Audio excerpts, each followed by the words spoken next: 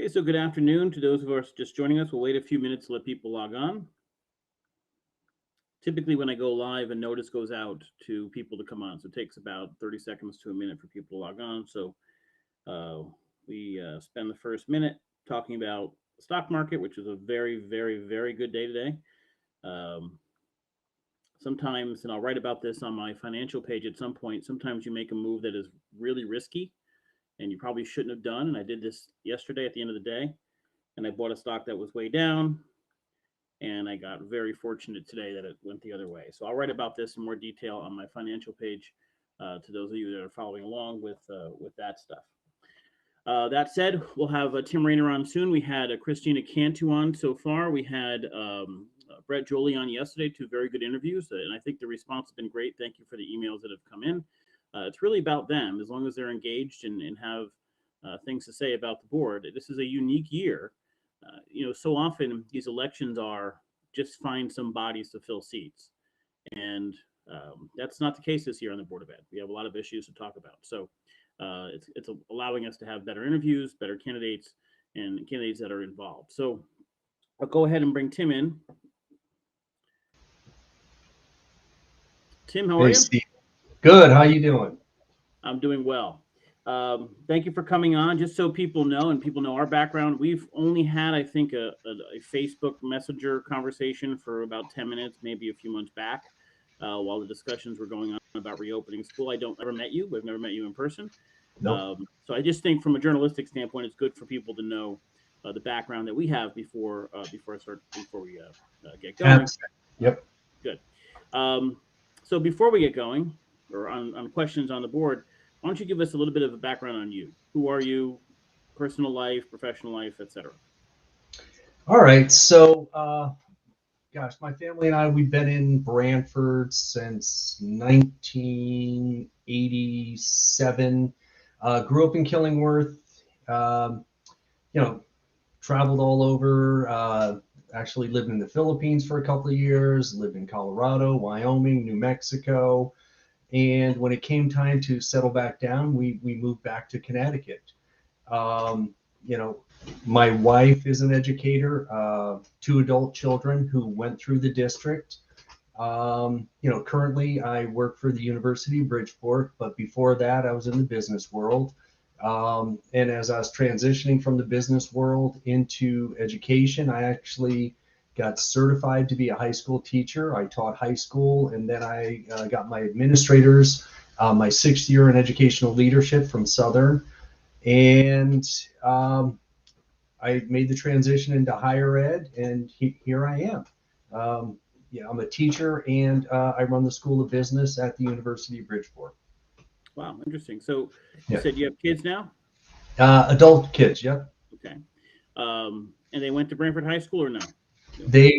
One went to Sliney, then we moved from Mill Creek out to Pepperwood, and the next one went to Tisco, then the middle school, and then the high school. Okay, all right, so they've made their way through it. You are a Board of Ed member now. Oh, I'm sorry, go ahead. Oh, no, and my wife started off as a teacher at the high school, and then she became a vice principal at the middle school, and she did a couple of years there, and she went on and she became a principal, and now she's in the central office up in Region 16. Okay. So the family knows a little bit about education. Yeah, just a little bit. Yeah. Okay. Now you were appointed. You were not elected to the board before. You were appointed. How long have you been on? November of last year, and the reason I remember it is I received 2 emails. Well, actually 3. A congratulations from John, a congratulations from Christy, and a congratulations from Meredith. And it was back in November of last year. Okay. So you have been on for less than a year. It has been a interesting 10, 11 months, to say the least, of your time on there. We'll get to, this election has some serious issues, and we have, obviously, everybody has opinions on some things, but the biggest issue that since you've been on had been reopening schools. That was a lot of parents were activated by that. Teachers felt a certain way, unions felt a certain way. Your experience going through that, Is there something in there that you felt the school system, the district should have done differently during that process? So I really think it's important to understand a little bit more about my background. Okay. Um, I teach strategy. I have my consulting business. I'm writing the strategic plan for New Haven's health department. So I come with a strong background on strategy, development, implementation, and communication. And though I stepped in the middle of the pandemic, I I didn't get the sense that there was a strategy in play. But to be fair to everybody involved, there everybody was in the middle of a pandemic that we've never had before, and I think everybody was just doing the best that they can. And it was a challenging time for everyone. But my default goes back to strategic planning, strategic messaging, and implementation.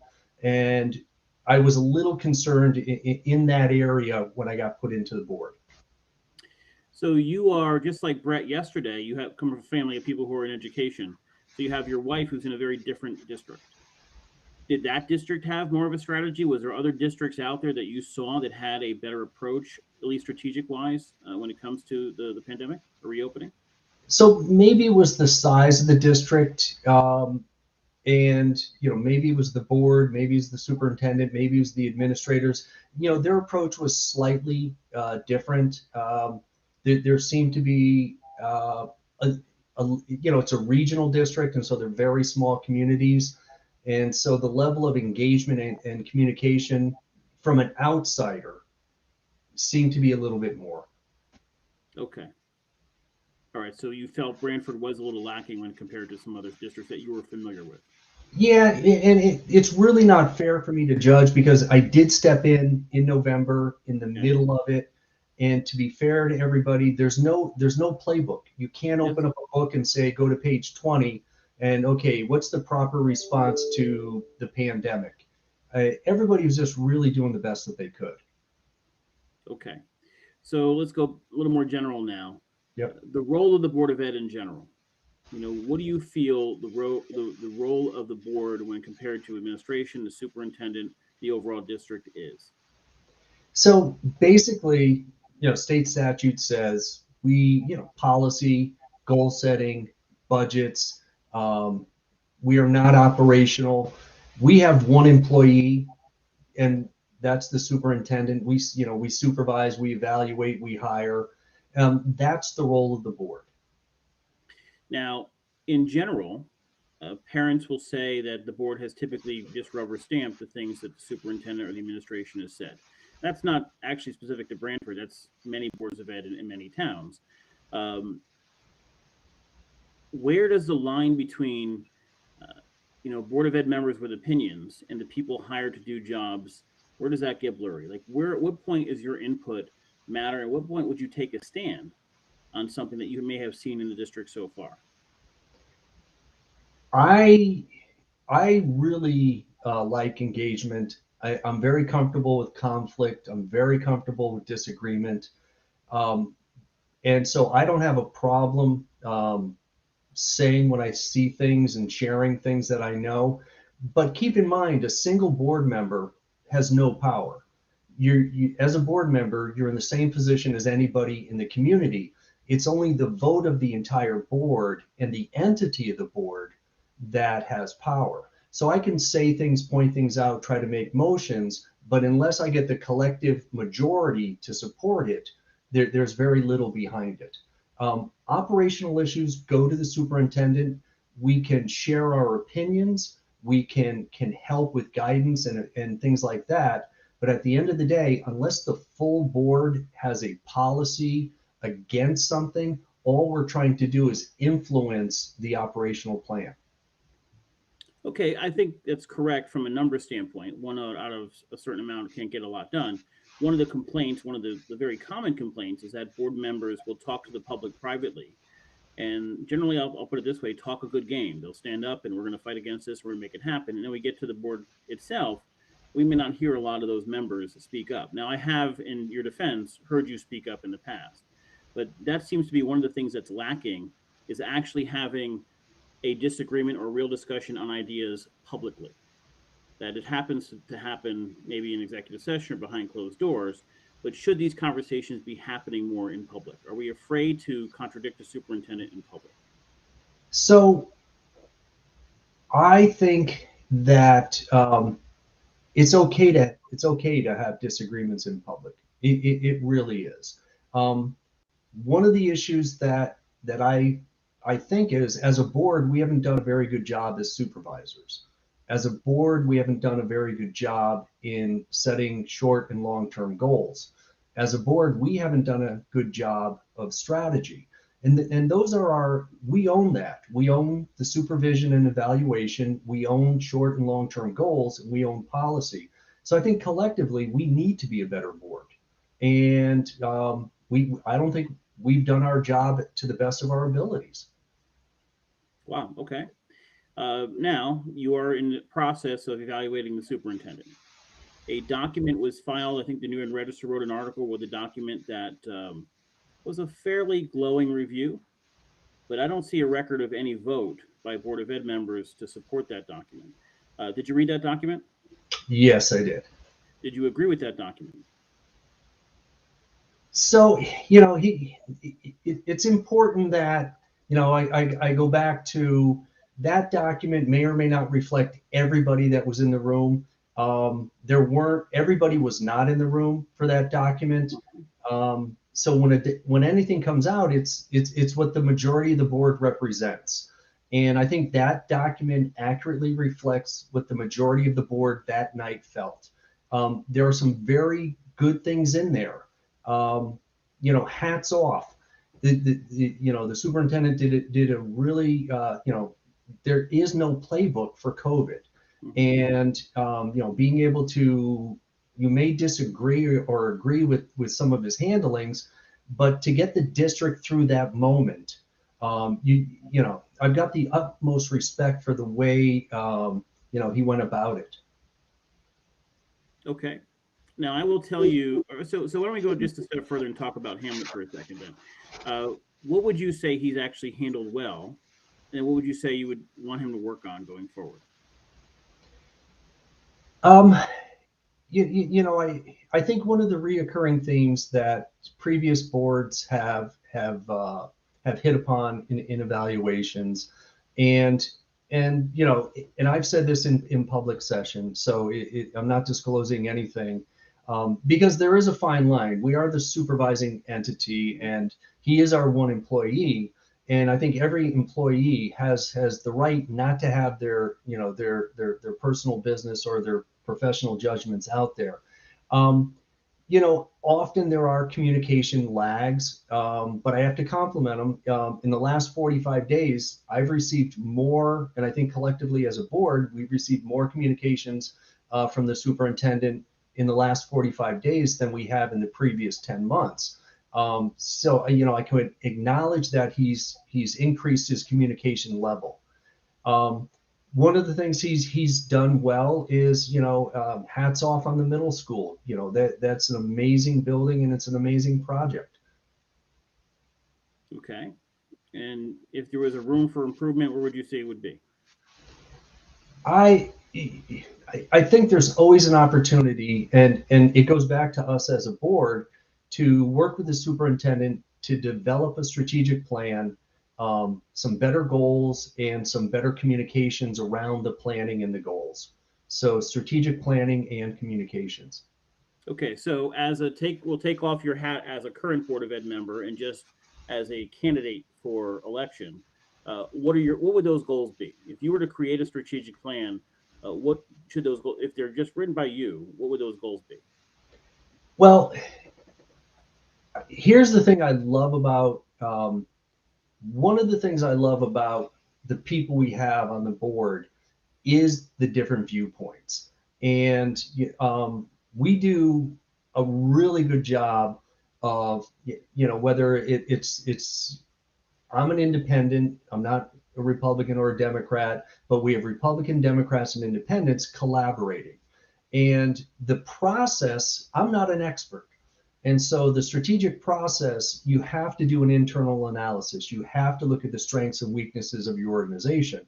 And through that, we would discover what are the opportunities. It could be the way the organization is structured. It could be expansion of schools, consolidation of schools. It could be increasing programs or condensing programs. You really don't know what you're going to find until you start looking inside the organization and then also looking outside the organization.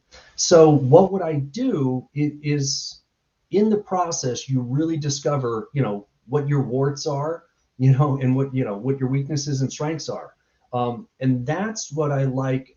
There are members on this current board that, party doesn't matter and party should not matter. They're all focused on what's best for the student. So to answer your question, what would I do? I would start the process, and the process would lead us, and we would discover, the direction we're going to go. We do have declining enrollment. How are we going to face that? Okay. I think you're correct, first of all, that in general, the Board of Ed has not been a political entity. And I don't know if you've noticed this, but all of the videos, we never say what someone's a Democrat or Republican. There's a reason for that. We just put their name there. I think that's been kind of the MO of the Board of Ed. So that's a good thing. I would question, if I was a parent, I would say to you, okay, we need to start this process of review. And I think I like the business-like approach to looking at the Board of Ed and setting goals.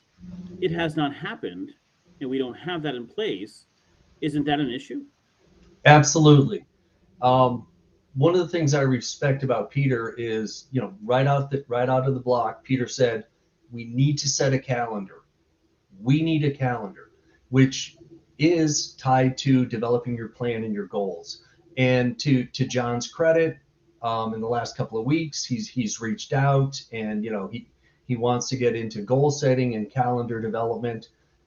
So it's on the table, and it slowly, it looks like it's going to move forward. But yeah, like I said, number one issue is we as a board, we have to be better. Now, I'm going to play devil's advocate just for a second. I think you're talking about improvement in the last 45 days from the superintendent, and that John has reached out. Part of that is very likely with an election coming up and a new board, a lot of criticism that they're responding to that. That could be both good and bad. That said, once the election is over, if you're on, you'll likely be electing either to keep John Prinz or to find a new chairman. Do you think there's a change needed there? I have anybody that dedicates and volunteers for the town, I've got the utmost respect for. There are points that I disagree with John on. Community involvement is probably the biggest point. I introduced modifying the bylaw 9325. I wanted to rewrite it so we could go back to where we were, which allowed the board to enter into a dialogue with the community. So there are points that we disagree on, and I think to push my agenda of open communication with the community, I probably would love having John as a colleague, but there may be a chair who's more sympathetic to what I'm trying to accomplish. And what should that be? Like the involvement, parents are not experts either. And we hire experts to run our administrators and educate our kids. What involvement should the parents have when it comes to these decision-making process? So last night's meeting was a perfect example. There was a family there, and the husband got up and talked, and he shared his feelings and his thoughts. And he was extremely passionate, as well as engaged in advocating for his children. And I've got the utmost respect when people come and talk that way. And I'm not a public health expert. When I need information, I go to the experts. So when it came to the mask, the American Pediatric Association, the CDC, the World Health Organization, I read that to help formulate my opinion. And when his wife stood up, she said, hey, you're expecting our kids to eat their meals in the classroom, yet they're not being allowed to go wash their hands. And that was an aha moment. That's a common sense moment. Now, I don't know if that's true. And I don't know if that's, just one classroom, but by the parent bringing that to our attention, at least now it's on the radar where we can say, hey, you know what? Can we look into this? Though it's operational and it's not under our scope, we have the ability to ask the questions. And so that's a great example of when a parent brought something, advocating for their kid, their child, that's relevant. So I think input from the parents is extremely important. It is a system. The teachers, the administrators, the parents, the board, the staff, food service, transportation, all of us collectively, we have one goal, right? And the one goal is to make sure that our kids are their success, and they're safe, and they're secure, and they're learning.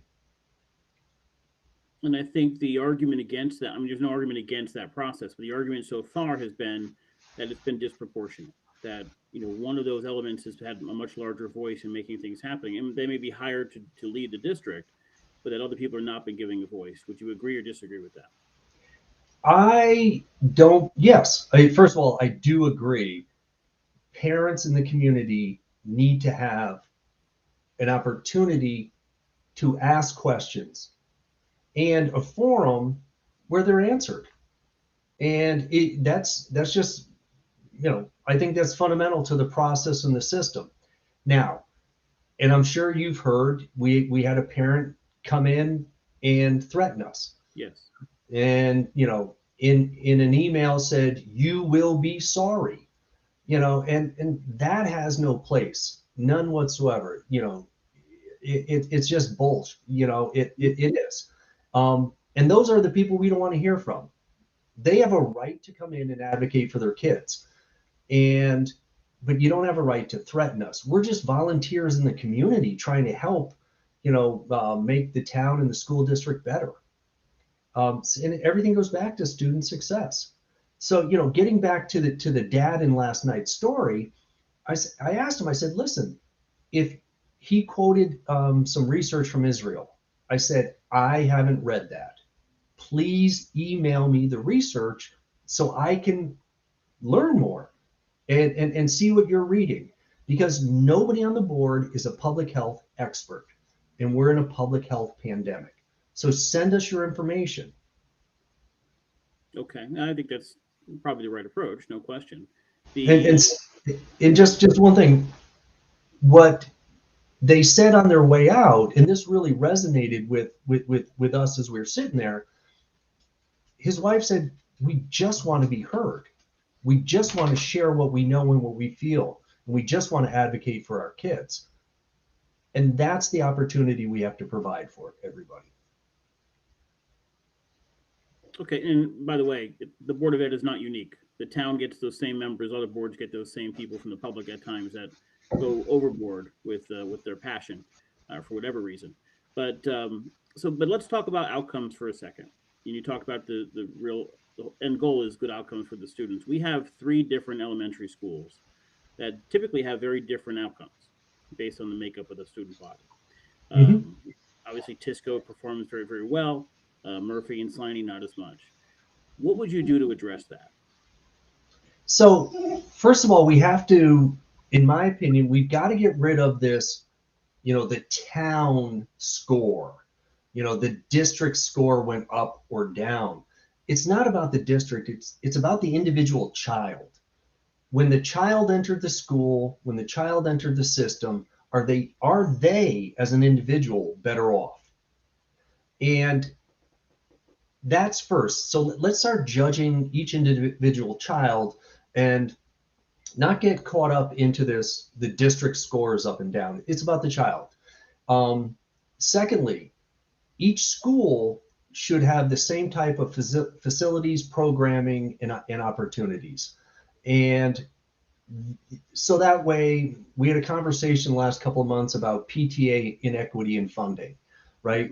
One school, the PTA, because of the area it's in, has a larger budget than another school. And here was an example. One school, the PTA was able to fund chess scholarships, and the other school couldn't afford it. Well, it may seem like a little issue, but it's an important issue. The children in that building should have access to the same opportunities. So that's what's important. I've got a dog jumping on my lap. Hold on. Okay, you can bring him on. Um, so I'm not sure if I answered your question, but I think it's important to focus on the individual child and then the individual building and make sure every building is equipped equally, funded equally, and all the students in that building have equal opportunities. We do have an issue. I mean, for the last few years, we've talked about what school we did Walsh first because Walsh has impacts every student, but Sliney certainly needs some addressing at some point in the future. I'm sure you'd support doing something with Sliney. You mentioned looking at the individual outcomes. How do you measure that?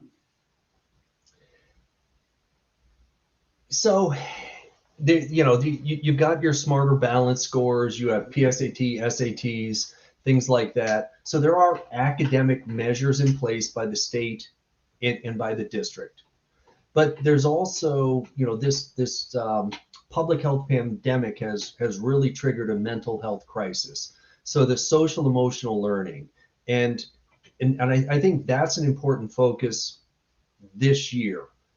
I'm sure you saw that they tried to close down New Britain High School because of all the fights and all the behavioral issues. And right now, if you go into the supermarket, people are aggressive. If you're on the roadways, people are aggressive. So I think we have an opportunity now to develop social emotional learning programs and help support the students there.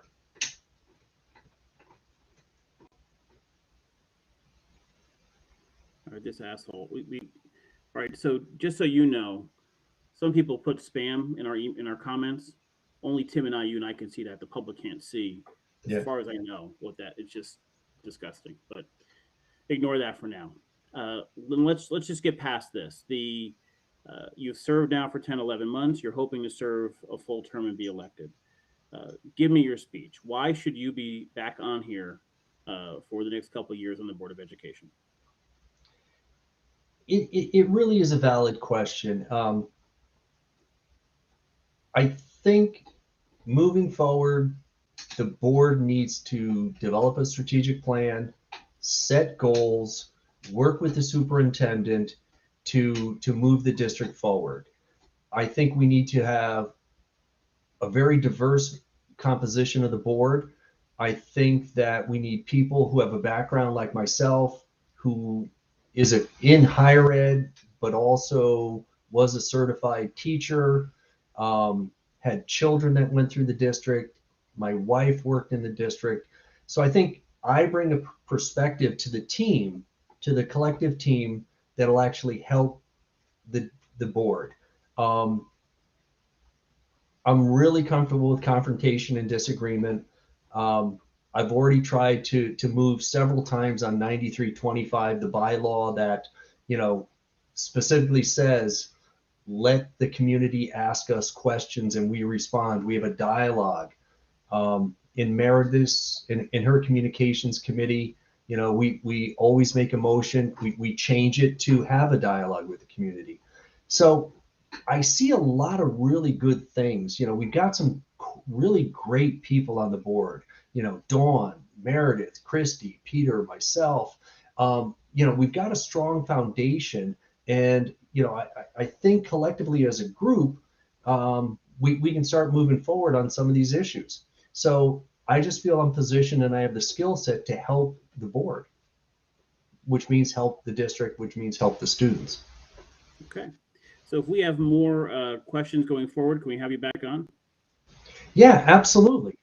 We're going to have all 8 members, or we're inviting them all on. We'll have the opportunity to come on, and afterwards we may have more questions as we get closer to election day. But I want to thank you for your time so far, and certainly thank you for running. It takes a lot to put your name on a ballot.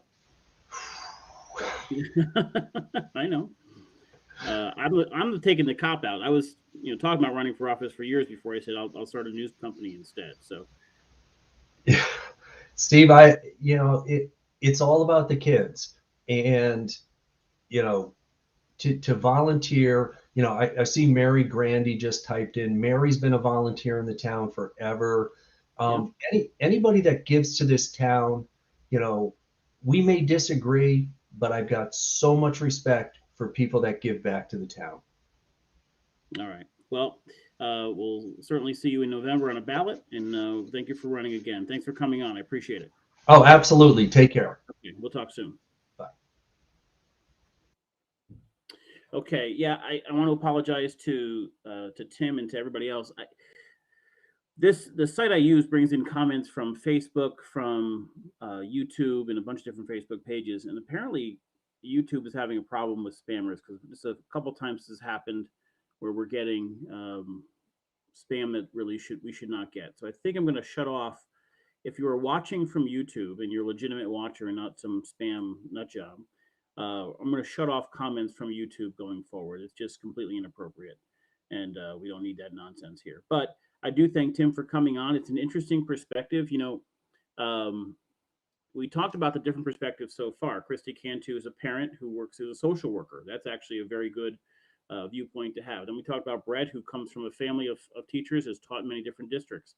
Now we have Tim, who was a business person, married to a teacher, an administrator, who went into administration of education. So he has that business background, and that's the way business people typically approach issues: is analyze it, look at internal strengths and weaknesses, create a plan going forward. So we're getting, I think, so far in our interviews, a very good variety of backgrounds that could be helpful on the Board of Education.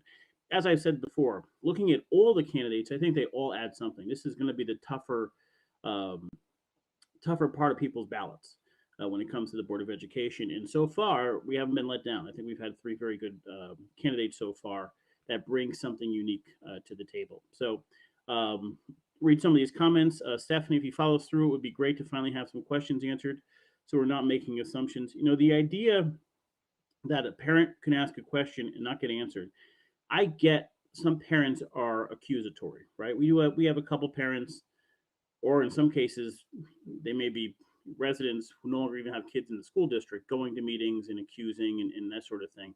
I get that the Board of Ed members should have some sort of discretion, right? But there are so many questions that are asked that are fairly simple to answer. And so far, members have been either scared or told not to answer those questions. I would remind everybody that you're elected. And no matter what the rules are, you're elected. And you're responsible first and foremost to the people that elect you. Brett, just to thank you. Mary, why doesn't the board agree with you on changing that dialogue bylaw? Tim, you're doing a great job. We got to ask more of that question. We've asked all the members so far that have come on. Do they think we should be able to answer back and forth? It's an interesting story with that because CABE is the body of boards of education or something that we all put money into as a Board of Ed. And a lawyer came and basically said best practice was to not answer questions. And it was a terrible, terrible thing to do. It was a stupid thing for anybody to get up in front of a Board of Education, in front of an audience, and say the best process is to not answer questions from the people that elected you. It's an absurd belief, and I do believe it needs to end. So I'm glad to hear that as well. Okay, that's it for this week. We do have a few lined up for next week, and we may have a full ballot. I'm going to try to make sure we have at least one podcast that isn't a Board of Ed interview, because there's a lot going on we can talk about other than that. But we do have our members lined up next week, and so hopefully you'll join us for those as well. If you have questions, if you are watching this not live, if you're watching this later at night, as most people do, and there are questions for any of these candidates, feel free to send me an email, and I'll forward them the best that I can. Until then, it is the last one of the week. I will see you on Monday at 4 o'clock. If we're going to have a guest, we'll announce it beforehand. Until then, I hope you all have a great night and an amazing weekend.